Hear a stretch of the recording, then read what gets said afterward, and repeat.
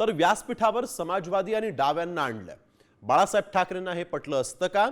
या लोकांकडून राज ठाकरेंचे हाल झालेत असं नितेश राणेंनी म्हटलंय।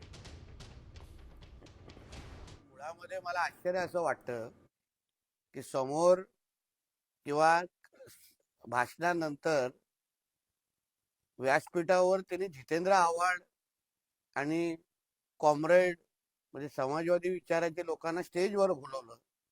ठाकरेंच्या स्टेजवर समाजवादी विचाराचे की कॉम्रेड यांनी उपस्थित राहावं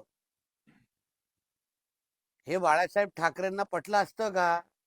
शेवटी त्यांची काय अवस्था झालेली आहे, ज्या राजसाहेबांना हे काय काय त्यांचे हाल करायचे, कितींदा त्यांना संपवण्याचा प्रयत्न केला, काय काय त्यांच्या अगर स्टोऱ्या आम्ही सांगत बसलो ना तर फार उद्धव ठाकरेला हे होईल।